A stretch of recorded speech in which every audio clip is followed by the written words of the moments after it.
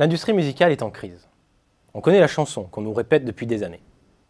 Pourtant, un signal fort vient d'arriver des États-Unis. Pour la première fois depuis 14 ans, le marché de la musique enregistrée a renoué avec la croissance en 2011. Mieux encore, pour la première fois depuis 2004, les ventes d'albums en volume sont reparties à la hausse. 331 millions d'albums ont ainsi été vendus en 2011 contre 326 en 2010. De quoi redonner un peu d'espoir aux artistes et aux labels américains. Alors forcément, de ce côté-ci de l'Atlantique, certains envisagent un scénario comparable en France. Et non des moindres. Pascal Nègre, le PDG d'Universal Music France, a ainsi récemment confié qu'il entrevoyait une sortie de crise pour 2013. Mais n'est-ce pas totalement irréaliste alors que le marché de la musique enregistre un recul depuis 9 ans en France? Eh bien pas tant que ça en fait. Car comme aux États-Unis, les ventes digitales enregistrent en France une croissance insolente. En hausse de 26% en 2011, le numérique représente désormais 21% des ventes. Alors bien sûr, ce dynamisme ne compense pas pour l'instant la baisse des ventes de CD.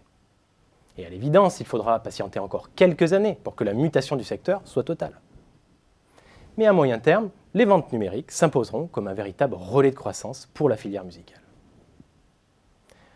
La voie semble d'ailleurs déjà toute tracée.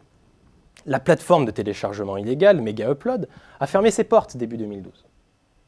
Et les initiatives de l'Hadopi pour lutter contre le piratage semblent enfin porter leurs fruits. La preuve ? L'audience des 4 principaux logiciels peer-to-peer, comme Emule ou BitTorrent, a reculé de près de 30% sur la seule année 2011. Une lutte contre les plateformes illicites qui profitent directement aux offres légales. C'est ce que montre ce graphique. Le croisement des courbes du peer-to-peer et du streaming révèle comment les Français se sont détournés des offres illégales pour le streaming. Il faut dire que les services en ligne de musique ont la cote. Leur consommation a plus que doublé en un an. De quoi donner des idées aux sites de streaming. Car si Deezer et Spotify ont réduit leur temps d'écoute gratuite, c'est bien pour amener les utilisateurs vers les abonnements payants et ainsi doper leurs revenus. Quant au téléchargement légal, les opérateurs semblent eux aussi entrevoir le bout du tunnel.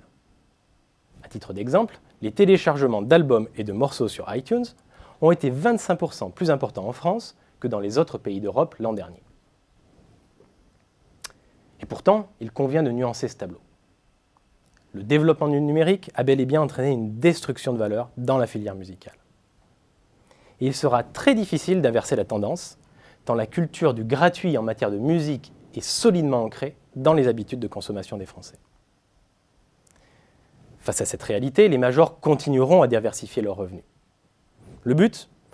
Exploiter tous azimuts la carrière de leurs protégés. Une stratégie qui passera notamment par un rôle accru dans le management d'artistes, les produits dérivés, les concerts ou encore la gestion de salles de spectacle.